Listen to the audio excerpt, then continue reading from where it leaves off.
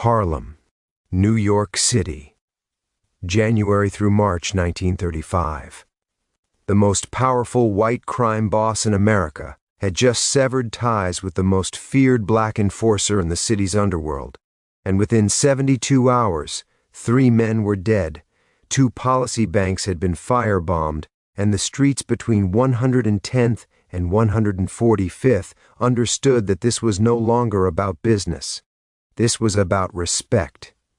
Charles Lucky Luciano, architect of the National Crime Syndicate and undisputed king of organized crime's new corporate model, had cut Ellsworth Bumpy Johnson out of Harlem's lucrative numbers racket, without warning, without compensation, and without acknowledging a decade of loyalty. The motive was pure arithmetic. Luciano's Italian and Jewish partners wanted direct control of Harlem's weekly policy handle, estimated at $40,000. Bumpy had been the bridge. Now he was the obstacle. What happened next would reshape the power map of New York's underworld, ignite a war that police could barely contain, and cement Bumpy Johnson's reputation as a man who would burn an empire rather than bow to betrayal. By the morning of March 7th, even Luciano's closest advisors understood this wasn't a bluff. This is a reconstructed account based on public reporting, historical records, and widely circulated accounts from the Prohibition and post-Prohibition era. Some details vary across sources, and certain private conversations and motivations are inferred from documented actions and contemporary newspaper coverage. No glorification of violence is intended. This narrative examines the mechanics of power, betrayal, and consequence in an era when organized crime operated as shadow government. The breaking point came on a Thursday evening, January 17, 1935, inside a second-floor office above a laundry on East 116th Street. Bumpy Johnson had been summoned. Not invited, summoned. The distinction mattered. For nearly 10 years, Bumpy had served as Luciano's most effective enforcer and mediator in Harlem, the man who kept the peace between the Italian syndicates downtown and the black policy operators uptown. He collected debts, settled disputes, and ensured the weekly tribute flowed smoothly. In return, he received protection, a percentage, and the kind of respect that kept rivals at bay. That Thursday, all of it evaporated. Luciano was not present. Instead, 2 of his lieutenants delivered the message: the arrangement was over. The Italian families, in partnership with Meyer Lansky's financial operation and the remnants of Dutch Schultz's former Harlem network, were taking direct control of the numbers game. Bumpy's services were no longer required. There would be no severance, no negotiation, no transitional period. According to multiple accounts from individuals present in the neighborhood that night, Bumpy's response was immediate and unambiguous.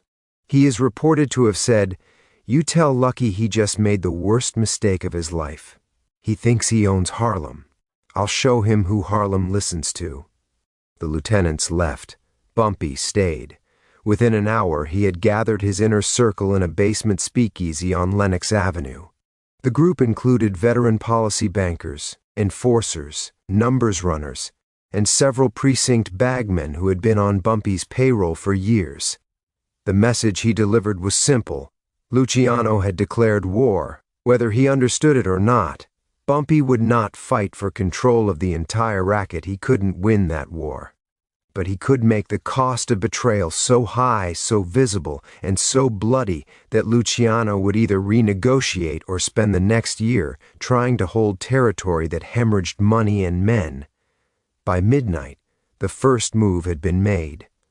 A policy bank on West 139th Street, recently transferred to Luciano's control, was hit by 4 masked men. They didn't rob it, they destroyed it. Account ledgers were burned, the safe was emptied, and the cash scattered in the street, and the manager was beaten severely enough to require hospitalization. A note was left, reportedly reading, "Bumpy Johnson sends his regards. This is day 1. Witnesses, predictably, saw nothing. Police arrived 20 minutes later to find a crowd had already gathered the scattered bills. No arrests were made. Saturday morning, Luciano received the report. His advisors urged immediate, overwhelming retaliation. Instead, Luciano hesitated. He believed Bumpy was bluffing, making noise to secure a better exit deal. He underestimated 2 things: Bumpy's willingness to accept collateral damage and the degree to which Harlem's street-level operators feared Bumpy more than they feared distant Italian bosses. That hesitation bought Bumpy 72 hours. He would use every one of them. Saturday, January 19th, 11:30 a.m. 2 men walk into a barber shop on 8th Avenue, a known meeting point for Luciano's Harlem collectors. They do not draw weapons. They simply deliver a message, loudly, ensuring every customer hears. Any policy banker, runner, or collector who continues working for Luciano's operation after Monday will be considered an enemy of Bumpy Johnson. The threat is specific. The barbershop empties within minutes. One collector, a man named Vincent Corio, reportedly laughs it off. By evening, his car has been torched outside his apartment in the Bronx. Saturday, 6:45 p.m. A second policy bank, this one on 7th Avenue near 132nd Street, is firebombed. The building is vacant at the time. No injuries are reported. Witnesses describe 2 young men, both black, running north toward the elevated train. Police canvass the area but make no arrests. The bank had been operational under Luciano's oversight for less than 2 weeks. The message is clear. New management is a target. Sunday, January 20, 2:00 a.m. Luciano convenes an emergency meeting at a Brooklyn social club. Present are Meyer Lansky, Frank Costello, and several senior captains from the 5 families. The consensus is split. Lansky urges negotiation.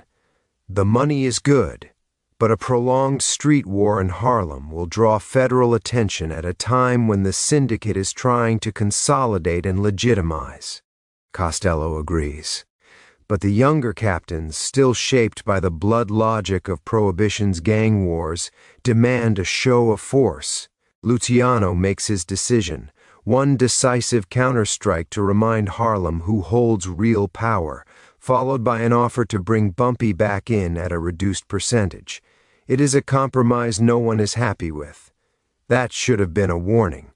Sunday, 10:20 a.m., a Harlem numbers runner named Thomas Everett, known to be one of Bumpy's most loyal street operators, is grabbed by 3 men outside a church on 125th Street. He is shoved into a car. His body is found 4 hours later in an empty lot near the Harlem River. He has been beaten and shot twice in the chest. No wallet is taken. This is not robbery. This is message sending. The killing is a calculated escalation, approved at the highest levels of Luciano's command structure. It is also a catastrophic miscalculation. Sunday, 4 p.m. News of Everett's murder spreads through Harlem like a gas leak looking for a spark. Everett was not just an operator, he was a deacon's son, a man known for keeping neighborhood kids out of trouble, a figure of respect. Bumpy attends an impromptu gathering at a funeral home on Lenox Avenue. He does not speak long.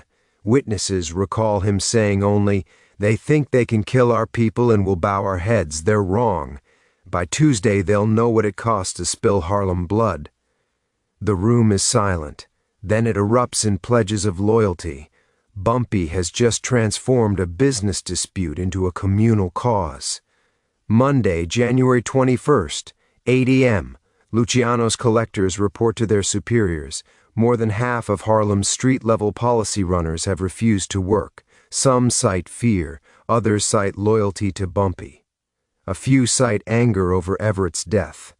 The numbers game depends on volume, on hundreds of small transactions across dozens of blocks. Without the runners, the system collapses. Weekly revenue projections are cut in half. Luciano is briefed by phone. He is reportedly furious but still believes the disruption is temporary. Monday, 1:30 p.m. A Third Policy Bank, this one on Lenox Avenue, is raided, not by police, by 8 men carrying bats and pistols. The safe is emptied. The manager is forced to call his supervisor, a Luciano lieutenant, and repeat a scripted message. Bumpy Johnson says you're not welcome here anymore. The line goes dead. The manager is left unharmed but humiliated. The stolen cash, estimated at $1,200, is later reported to have been distributed to families of numbers runners who'd been injured or jailed in prior syndicate crackdowns. True or not, the story circulates, burnishing Bumpy's legend. Monday, 9 p.m. Vincent Corio, the collector who laughed off the barbershop threat, is shot 3 times outside a speakeasy in East Harlem. He survives but loses the use of his left arm. He refuses to identify his attackers. Police note in their report that Corio appeared more frightened of retaliation than of arrest. The shooting is not officially connected to the Bumpy Luciano conflict, but every street operator knows the truth. Tuesday, January 22nd, and 6:00 a.m. Luciano receives an ultimatum delivered through a Harlem preacher who serves as an informal mediator. Bumpy's terms: public acknowledgement of the betrayal, reinstatement of his percentage, and a cash payment of $10,000 to the families of Thomas Everett and others harmed in the conflict. If Luciano refuses, the attacks will continue and expand to Italian-owned businesses in Harlem. The ultimatum has a deadline, Thursday at noon. Luciano does not respond immediately. His silence is itself an answer. To understand how a betrayal between 2 criminals could ignite a conflict that paralyzed an entire neighborhood and forced the most powerful crime. Syndicate in America, to reconsider its strategy, one must first understand the men involved and the world they navigated. Charles Lucky Luciano, the architect by 1935, Lucky Luciano was the closest thing the American underworld had to a chief executive officer. Born Salvatore Lucania in Sicily, he had risen through the brutal ranks of New York's Italian gangs during Prohibition, surviving assassination attempts, gang wars, and the treacherous politics of the Castellammarese War. His great innovation was structural. He replaced the old Mustache Pete bosses and their feudal loyalty systems with a corporate model. The National Crime Syndicate, as it came to be known, operated as a federation. The 5 families controlled territory but coordinated on strategy. Jewish mobsters like Meyer Lansky handled finance and gambling. Disputes were settled by a commission, not by bloodshed. Violence, Luciano believed, was expensive and drew heat. Better to operate like a business. This philosophy made Luciano extraordinarily wealthy and powerful, but it also made him dangerously confident. He believed that loyalty, tradition, and respect were outdated concepts, inefficiencies to be optimized away. In his mind, cutting Bumpy Johnson out of the Harlem racket was a simple operational decision. Bumpy was a middleman. Middlemen reduced profit margins. Eliminate the middleman, increase the return. The math was clean. What Luciano failed to calculate was the human variable, pride, honor, and the willingness of a man like Bumpy Johnson to accept financial loss in exchange for moral victory. Luciano's Harlem strategy in early 1935 was driven by pressure from his partners. After the killing of Dutch Schultz in October of 1935, wait, that's ahead of our timeline. After the violent removal of Dutch Schultz's influence in Harlem during the prior year, the Harlem numbers racket was seen as prime real estate. Luciano's advisors, particularly the younger captains hungry for territory, argued that direct control would bring in an additional $30,000 to $50,000 per week. Bumpy's cut, roughly 15%, was viewed as dead weight. Luciano agreed. He did not consult Bumpy. He did not offer a buyout. He simply severed the relationship and assumed compliance. It was a decision rooted in arrogance, and it would cost him dearly. Ellsworth Bumpy Johnson, the Lion of Harlem Bumpy Johnson, was a different kind of operator. Born in South Carolina in 1905, he arrived in Harlem as a teenager during the Great Migration. He was sharp, fearless, and utterly uninterested in working within the limitations white society placed on black ambition. The streets offered a meritocracy of violence, and Bumpy excelled. By his mid-20s, he was a feared enforcer, a man who settled disputes with fists, blades, and, when necessary, bullets. But he was not mindless muscle. Bumpy understood politics, both the formal kind and the informal code of the streets. He built alliances. He protected neighborhood institutions. He was ruthless to enemies and loyal to allies, a combination that earned him respect across racial and criminal lines. When Luciano began consolidating control of New York's rackets in the early 1930s, he recognized Bumpy's value. Harlem's numbers game was a gold mine, but it was also a minefield. The operators were black, the customers were black, and white mobsters trying to move in faced suspicion, resistance, and occasional violence. Bumpy was the solution. He could enforce Luciano's interests while maintaining the appearance of local control. He collected tribute, mediated disputes, and ensured the Italian bosses got their cut without having to navigate Harlem's complex social terrain. For nearly a decade, the arrangement worked beautifully. But Bumpy was never just an employee. He was a partner, in his own mind and in the minds of Harlem's street operators. When Luciano cut him out, he didn't just lose income, he lost face. In the world Bumpy inhabited, face was currency. A man who accepted disrespect without response was finished. He would lose his crew, his territory, his reputation. Bumpy's calculus was therefore simple: fight, even if the fight was unwinnable, because surrender was a slower death. What made Bumpy particularly dangerous in this conflict was his deep roots in Harlem. He knew every block, every player, every grievance.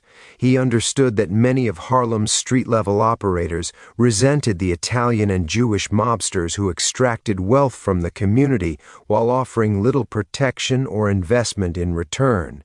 He knew the police were corrupt, but also stretched thin, unable or unwilling to intervene in underworld disputes that didn't spill into white neighborhoods. And he knew that if he could frame the conflict not as a business dispute, but as a matter of community defense, he could rally support that Luciano's money couldn't buy. The intersection, respect versus efficiency, the Bumpy-Luciano conflict was, at its core, a collision between two incompatible worldviews. Luciano saw crime as business. Profit was the measure of success. Relationships were transactional. Bumpy saw crime as politics. Respect was the measure of success. Relationships were bonds of honor. When Luciano betrayed that bond, he expected Bumpy to accept reality and move on. Instead, Bumpy chose to make the betrayal so costly that Luciano would regret the efficiency he'd sought. This was not a fight either man could truly win. Luciano had more money, more soldiers, more institutional power. But Bumpy had home field advantage, popular support, and a willingness to absorb losses that would make any rational actor retreat. The result was a grinding, bloody stalemate that disrupted both men's operations and forced the broader underworld to take sides. Some saw Bumpy as a romantic fool, clinging to outdated notions of honor. Others saw him as a necessary corrective, a reminder that even in the underworld, betrayal had consequences. Luciano's allies urged compromise. Bumpy's allies urged escalation, and Harlem, caught in the middle, braced for more violence. At the heart of this conflict was Harlem's numbers racket, also known as the policy game, a form of illegal lottery that generated staggering profits and employed thousands of people across a shadow economy that operated in plain sight. The mechanics were simple. Every day, bettors would place small wagers, often as little as a nickel or a dime, on a 3-digit number between 0 and 999.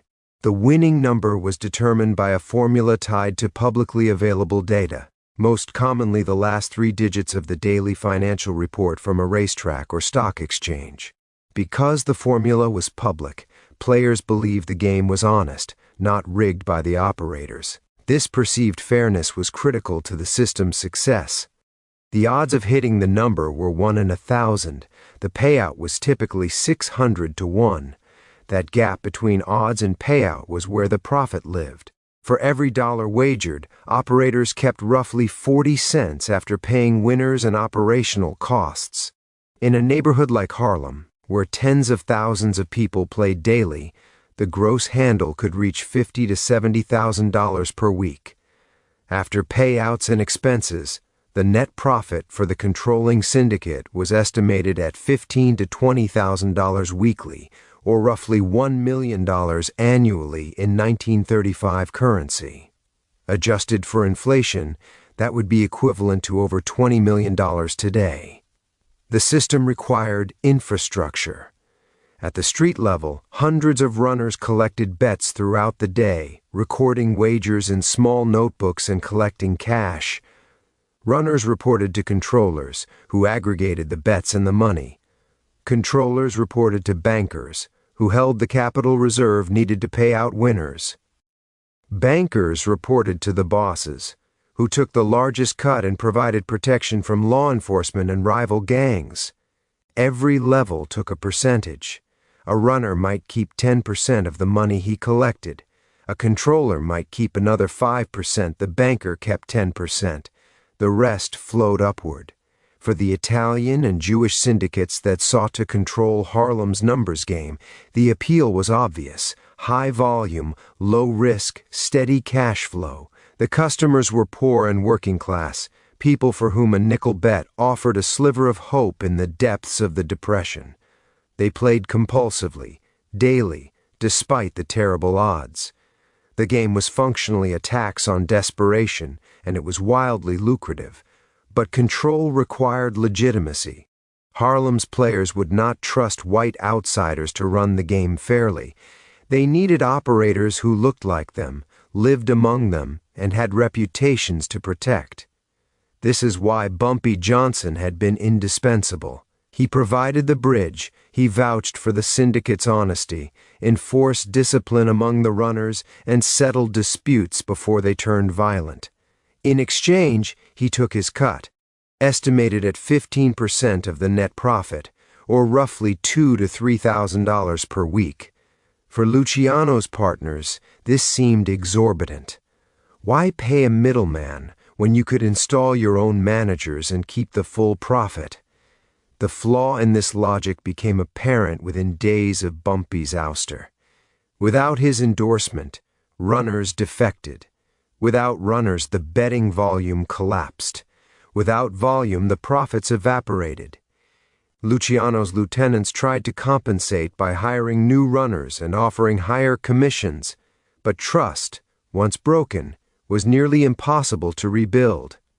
Players suspected the new operators might rig the numbers or refuse to pay out winners. Many simply stopped playing or shifted their bets to independent Harlem operators who lacked syndicate backing but retained local credibility. By the end of January, Luciano's Harlem revenue had dropped by an estimated 60%. The cost of Bumpy's cut, in hindsight, looked like a bargain. The cost of betraying him looked like a disaster. The official response to the Bumpy-Luciano conflict was characterized by a familiar pattern: public condemnation, private indifference, and structural corruption that made meaningful intervention nearly impossible. The New York Police Department's 6th Precinct, which covered much of central Harlem, was well aware of the violence. Officers responded to each firebombing, shooting, and assault. Reports were filed, witnesses were interviewed, and then in most cases the investigation stalled. The reasons were multiple and overlapping. First, witnesses in underworld disputes rarely cooperated. The code of the streets demanded silence, and those who broke it faced retaliation far swifter and more certain than anything the legal system could deliver. Second, many of the officers assigned to Harlem were on the take. Policy operators, both independent and syndicate-backed, paid regular bribes to avoid arrest. These payments created a financial incentive for police to look the other way, or at minimum, to avoid digging too deeply into conflicts that might disrupt the flow of graft. Police Commissioner Louis Valentine, a reformer appointed in 1934, publicly vowed to crack down on organized crime and root out corruption within the department. His investigators did make arrests, particularly of low-level runners and street operators. But the upper tiers of the syndicate, insulated by layers of intermediaries and political connections, remained largely untouchable. Valentine's hands were also tied by resource constraints. The NYPD in 1935 was underfunded, understaffed, and facing crime waves across multiple boroughs. A gang war in Harlem, as long as it stayed in Harlem, was not a top priority. The community's response was more complex. On one level, many Harlem residents despised the numbers racket. It drained money from families who could least afford it, enriched criminals, and brought violence to their streets. Churches and civic groups regularly denounced the policy game and urged players to stop. But on another level, the numbers racket was one of the few economic engines operating in Harlem during the Depression. It employed thousands of people, runners, controllers, clerks, lookouts, who had no other options. It generated cash flow that supported legitimate businesses, grocery stores, barbershops, bars, all benefited from the circulation of policy money. Bumpy Johnson, in particular, occupied a complicated space in the community's moral imagination. He was a criminal, undeniably, but he was also seen as a protector. He kept more violent white mobsters at arm's length. He reportedly gave money to families in need, paid for funerals, and intervened when local businesses faced shakedowns from outsiders. This Robin Hood mythology was partly real and partly cultivated, but it was effective. When the conflict with Luciano erupted, many Harlem residents saw it not as a gang war but as a fight for local autonomy against encroaching outside control. The result was a community caught between moral disapproval and pragmatic dependence. People wanted the violence to stop, but they didn't necessarily want the police to win. They wanted the numbers game to disappear, but they needed the jobs it provided. This ambivalence gave operators like Bumpy cover to operate, even as it deepened the neighborhood's entanglement with organized crime. By the final week of January 1935, the conflict had reached an unstable equilibrium. Both sides had absorbed losses. Neither had achieved a decisive advantage. The question facing Luciano, Bumpy, and their respective allies was simple. What comes next? Observers and insiders identified three plausible paths forward, each with distinct costs and consequences. Scenario 1. Retreat in. This scenario, Luciano accepts that the cost of controlling Harlem without Bumpy's cooperation exceeds the potential profit. He withdraws his operators, cedes day-to-day control back to independent Harlem bankers, and negotiates a new tribute arrangement that allows him to collect a percentage without direct management. Bumpy is brought back into the fold, his status restored, his percentage reduced but not eliminated. This scenario preserves the most revenue with the least ongoing violence. It also requires Luciano to publicly acknowledge a mistake, a concession that would embolden rivals and weaken his authority within the syndicate. For a man who built his empire on the perception of invincibility, retreat was a bitter pill. But it was the smart play. Scenario 2, negotiated settlement in this scenario, a third party, possibly Meyer Lansky, possibly a Harlem community leader with ties to both sides, brokers a compromise. Bumpy receives a cash settlement and a smaller ongoing percentage. Luciano retains formal control but agrees to employ Bumpy's people in key positions, preserving his influence. Both sides make concessions. Both sides save face to a degree. This scenario reduces violence and allows both operations to stabilize, but it satisfies no one fully. It also depends on trust, a commodity in dangerously short supply. Any breakdown in the agreement would reignite the conflict, likely with greater intensity. Scenario 3, all-out escalation in this scenario. Luciano decides that compromise signals weakness. He authorizes a sustained campaign to eliminate Bumpy and crush his network by force. More soldiers are deployed. More targets are hit. The violence spreads beyond Harlem into the Bronx and Brooklyn, wherever Bumpy's allies operate. This scenario might ultimately succeed in breaking Bumpy's power, but the costs would be enormous: dead soldiers, federal investigations, newspapers screaming about mob wars, and a collapse in revenue as the numbers game becomes too dangerous to operate. Escalation was the path favored by the hotheads, but even they understood it was a gamble that could destroy everyone involved. By late January, all three scenarios remained possible. The choice would come down to calculations of pride, profit, and survival. Late on the evening of January 28th, a development shifted the calculus. According to sources close to both camps, Meyer Lansky intervened directly. Lansky, whose financial acumen and political connections made him one of the syndicate's most influential voices, reportedly met with Luciano in a Manhattan restaurant and delivered a blunt assessment. The Harlem conflict was becoming a liability. Revenue was down. Federal investigators, already circling after the end of Prohibition, were taking note of the violence. Newspapers were beginning to ask questions, and most critically, the syndicate's partners in other cities, Chicago, Philadelphia, Detroit, were expressing concern that instability in New York could jeopardize national coordination. Lansky's message was simple: end it, negotiate with Bumpy, restore enough of the old arrangement to stabilize the racket, swallow the loss of pride. Luciano, according to these accounts, resisted. He argued that backing down would encourage every subordinate and rival to test him. Lansky countered that refusing to back down would cost more in the long run than any symbolic victory was worth.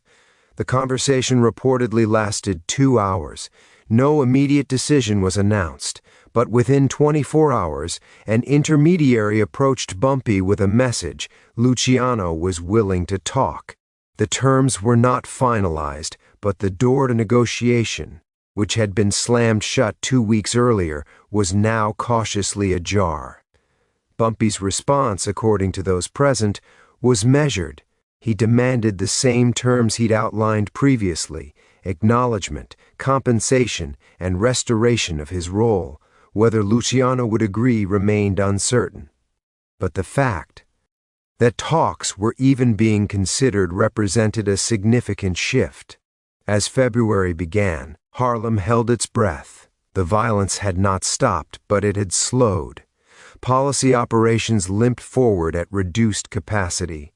Runners waited for word on whether it was safe to return to their corners. Bankers counted their losses and wondered whether the conflict would reignite or resolve. And, in private rooms across Manhattan and Harlem, the two sides prepared for either outcome.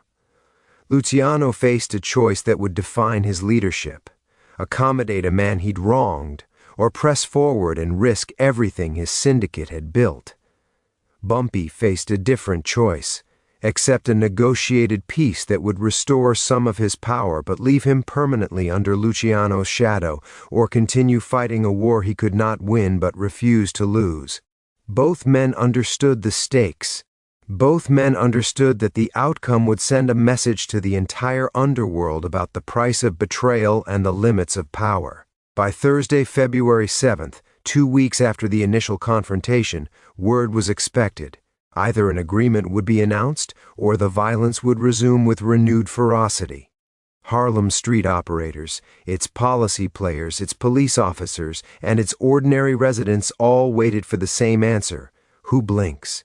History would record that the conflict eventually subsided, though the details remain disputed. What is certain is that Bumpy Johnson remained a force in Harlem for decades, and Lucky Luciano never again underestimated the cost of betraying a man who valued respect over profit. The lesson, carved in blood and fire across a cold New York winter, was biblical in its clarity. Some debts cannot be paid in cash. The deadline approaches.